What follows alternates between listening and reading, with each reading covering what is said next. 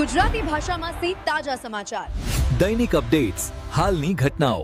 હમણાં જ સબસ્ક્રાઇબ કરો અને નવા સમાચાર પામો. થરાદ ખાતે ભાજપની નિરીક્ષક ટીમ પહોંચી પ્રમુખ પદ માટે સેન્સ પ્રક્રિયા તેજ. સ્થાનિક સ્વરાજની ચૂંટણીના પરિણામો જાહેર થતાં જ વાવથરા જિલ્લામાં રાજકીય હલચલ તેજ બની ગઈ છે. જિલ્લાને તાલુકા સ્તરે સત્તા ગઠનને લઈ ભાજપ દ્વારા સક્રિય કામગીરી શરૂ કરવામાં આવી છે. આંતરિક પક્ષની નિરીક્ષક ટીમ થરાદ ખાતે પહોંચી અને જિલ્લા પંચાયત, તાલુકા પંચાયત તેમજ નગરપાલિકાના પ્રમુખ પદ માટે મહત્વપૂર્ણ સેન્સ પ્રક્રિયા હાથ ધરવામાં આવી હતી. મળતી માહિતી મુજબ જિલ્લા પંચાયત, 2 નગરપાલિકા અને 6 તાલુકા પંચાયતો માટે આ પ્રક્રિયા યોજાઈ હતી. નિરીક્ષક ટીમે સ્થાનિક સ્તરે ચૂંટાયેલ સભ્યો, આગેવાનો અને પક્ષના કાર્યકર્તાઓ સાથે વિગતવાર ચર્ચા કરી હતી. આ દરમિયાન દરેક વિસ્તારના પ્રતિનિધિઓના મતો, સૂચનો અને સ્થાનિક સમીકરણોને ધ્યાનમાં રાખી યોગ્ય ઉમેદવારો અંગે અભિપ્રાય મેળવવામાં આવ્યો હતો. સેન્સ પ્રક્રિયા દરમિયાન પક્ષમાં આંતરિક સમન્વય જળવાઈ રહે અને યોગ્ય નેતૃત્વ પસંદ થાય તે માટે ખાસ ભાર મૂકવામાં આવ્યો.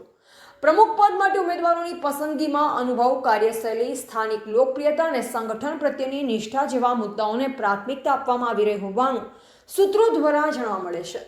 થરાદ ખાતે યોજાયેલી આ પ્રક્રિયા દરમિયાન રાજકીય વર્તુળોમાં ભારે ચહલ પહલ જોવા મળી. અનેક આગેવાનો અને કાર્યકર્તાઓની અવરજવર વચ્ચે રાજકીય ચર્ચાઓ ગરમાઈ. હવે આ સમગ્ર સેન્સ પ્રક્રિયા પૂર્ણ થયા બાદ જિલ્લા પંચાયત, તાલુકા પંચાયત અને નગરપાલિકાના પ્રમુખ પદ માટેના નામો પર અંતિમ મોહર લાગશે. આગામી દિવસોમાં પક્ષ દ્વારા સત્તાવાર જાહેર કરવામાં આવે તેવી શક્યતા વ્યક્ત થઈ રહી છે, જેને લઈ સમગ્ર જિલ્લામાં ઉત્સુકતા જોવા મળી રહી છે. એવા રાણાભાઈ પારેગી, વાવ થરાદ.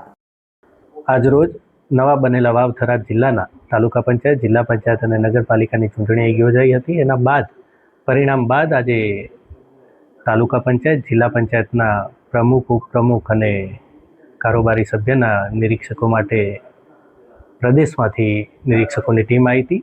તમામે તમામ જીતેલા ઉમેદવાર તાલુકા પંચાયત, જિલ્લા પંચાયતના અને નગરપાલિકાના ઉમેદવારોને એમને બધાને સાંભળ્યા છે અને એમના મંડળના પ્રમુખો, મહામંત્રીઓના સંકલન કરીને યોગ્ય નામ પાર્લામેન્ટરી બોર્ડમાં મૂકશે અને પાર્લામેન્ટરી બોર્ડ જે નક્કી કરશે એ પ્રમાણે જિલ્લા પંચાયતના પ્રમુખ તરીકે, ઉપપ્રમુખ તરીકે અને કારોબારીના સભ્યો તેમજ સાથે સાથે એ જ રીતે તાલુકા પંચાયત અને નગરપાલિકાનું પાર્લામેન્ટરી બોર્ડમાં જે નામ નક્કી થશે એ પ્રમાણે એમને મેન્ડેટ આપવામાં આવશે. ધરણીધર તાલુકામાં SC સ્ત્રીની સીટ છે પ્રમુખ તરીકેની ને વિરોધ પક્ષમાંથી જીતેલા છે. પાર્ટીની વિચારધારામાં સાથે રહી અને કામ કરતા